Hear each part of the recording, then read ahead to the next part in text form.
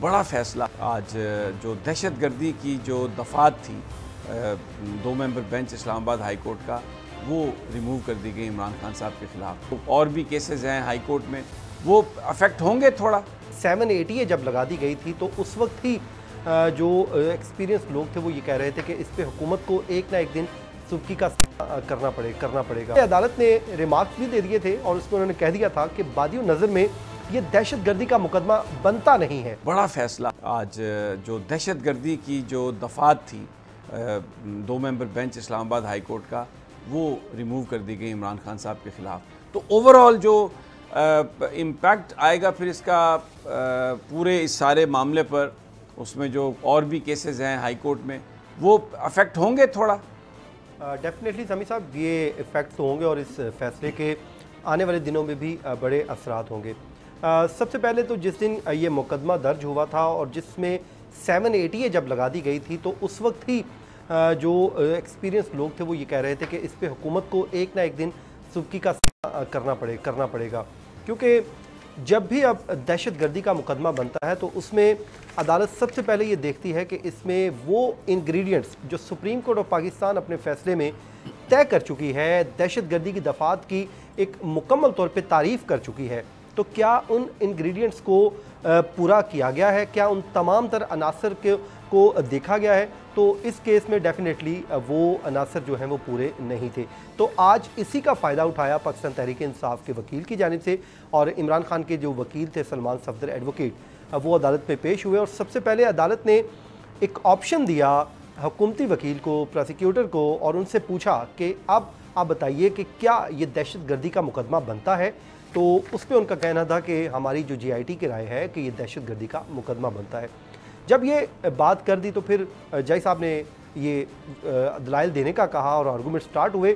तो सबसे पहला आर्गूमेंट्स ही ये था उनका कि जब सुप्रीम कोर्ट ऑफ पाकिस्तान तय कर चुकी है कि ये इंग्रेडिएंट्स होने चाहिए जिसमें खौफ व हरास फैले, जिस पे किसी को हार्म किया जाए, जिस पे किसी को नुकसान पहुंचाया जाए, तो अदालत ने इस्तफसार किया रिजवान अब्बासी साहब से कि आप ये बता दीजिए कि क्या इमरान खान ने किसी को इस तकरीर के अलावा किसी को नुकसान पहुंचाने की कोशिश की है, किसी के ऊपर कोई टॉर्चर हुआ है, तशद्दुद हुआ है। ज़ाहिर है उन्होंने ये जब पूछा तो इस पर तो ज़ाहिर है तफ्तीश में ऐसी कोई बात सामने नहीं आई और उन्होंने ये तस्लीम किया कि हमारी जो इन्वेस्टिगेशन है उसके मुताबिक ये एक तकरीर ही है और इस मुकदमे को बुनियाद बनाने के लिए।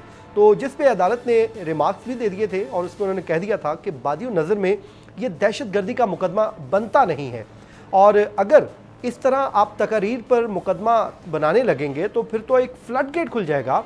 और इसी तरह तो दीगर जो सियासी रहनुमा हैं वो भी तकरीर करते हैं, इस तरह तो एक आप फ्लड गेट खोलने जा रहे हैं। तो जिसके बाद अदालत ने इस पर 5 मिनट की ब्रेक की और फिर अदालत ने कहा कि इस पर हम 5 मिनट बाद ऑर्डर सुनाएंगे। ऑर्डर सुनाया और उस पर अदालत ने फैसला ये किया कि जो 780 लगाई गई है वो अदालत ने हटा दी और दीगर जो दफात है उसके तहत उन्होंने कहा कि आप जो मुनासिब फोरम है, लीगल जो भी फोरम है वहाँ पर ये मुरवजा तरीका भी यही है कि जो इस तरह की जो बड़ी शिक है उसके बारे में तो कोर्ट देती है फैसला, लेकिन बाकी तो जो प्रॉपर फोरम है वहीं पर ही फैसला होता है, क्योंकि हाई कोर्ट ट्रायल कोर्ट तो नहीं बनती। ऐसे ही है। और जो PTI रिलीफ मांगने ही इसी हद तक आई थी कि 780 हटा दी जाए, वो अदालत ने हटा दी। अब उनका जो मुकदमा है वो बड़ा आसान हो गया है।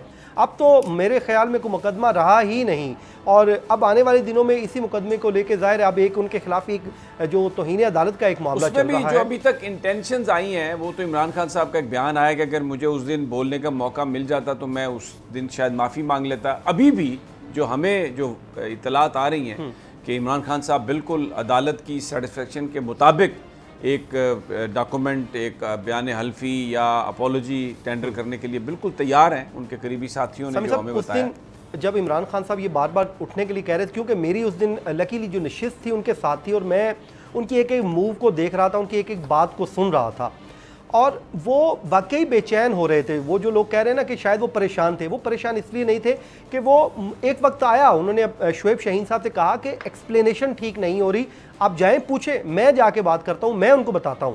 तो फिर उन्होंने कोशिश भी की और वो उस दिन खालिस्तन एक्सप्लेन करना चाहते थे कि इसके पीछे मकसद क्या है। फिर बाद में जब ब्रेक हुई तो हमने उनसे पूछा हमने कहा कि आप क्या कहना चाह रहे थे, जो रोस्ट्रम पे आपने कहना था हमें बताइए। तो उन्होंने कहा कि मैं तो वो बताना चाह रहा था कि रूल ऑफ लॉ की अगर आप बात करते हैं तो मैं तो गुज़श्ता 26 साल से रूल ऑफ लॉ की बात कर रहा हूँ, और मैं वो वाहिद इंसान हूँ जो ताकतवर को कानून के नीचे लाने की बात कर रहा हूँ। तो मैं खुद कैसे जो है कानून शिकनी कर सकता हूँ, मैं कैसे तौहीन अदालत कर सकता हूँ। तो वो कहते हैं कि मैं यही बात करना चाहता था, लेकिन मुझे मौका नहीं मिला।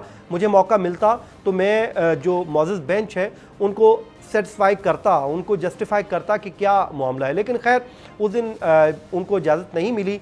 जैसे अब आपने बताया कि शायद वो बाद में स्टेटमेंट भी दे चुके हैं कि अगर मुझे मौका मिलता तो वो माफ़ी भी मांग लेते, तो फिर तो ये मामला वैसे ही ख़त्म हो जाएगा। जैसे मियाँ गुल हसन औरंगज़ेब साहब ने कहा था कि आपका रिप्लाई अगर मुनासिब होता तो ये मामला ख़त्म हो जाता। तो वो रिप्लाई मुनासिब वही है जो बेंच चाह रहा है कि मेरे ख्याल में अनकंडीशनल अपॉलॉजी हो जाए तो मेरे ख्याल में मामला ख़त्म हो जाएगा।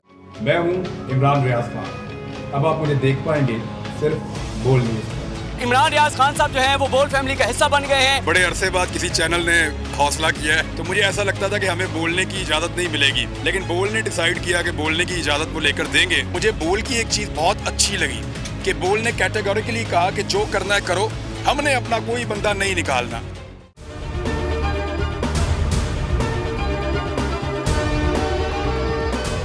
सबसे ज्यादा व्यूज, सबसे ज्यादा रील्स और सबसे ज्यादा रेटिंग के साथ बोल अब भी नंबर 1 पोजीशन पर बरकरार। सब्सक्राइब करें और बेल दबाएं ताकि कोई खबर रह न जाए।